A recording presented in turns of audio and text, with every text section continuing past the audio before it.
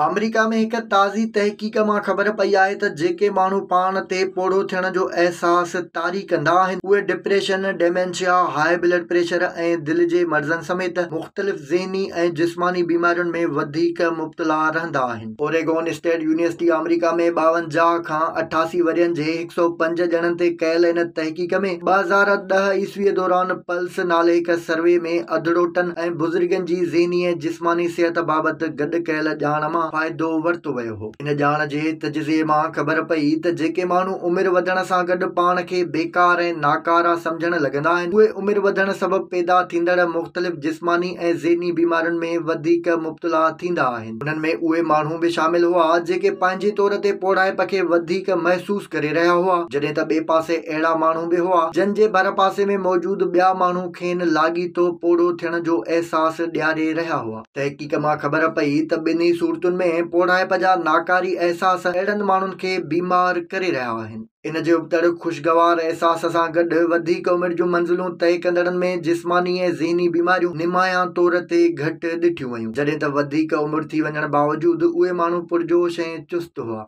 ॼाणायल survey में माण्हुनि जे जवाबनि मां इहो इंकशाफ बि थियो त जेकॾहिं कंहिं शख़्स खे थोरी देरि लाइ बि नाकारी अंदाज़ में पोड़े थियण जो अहसास ॾियारियो वञे त इहो दबाव जो शिकार थी वेंदो आहे, जंहिंखे मामूल ते अचण में घणो वक़्तु लॻंदो आहे।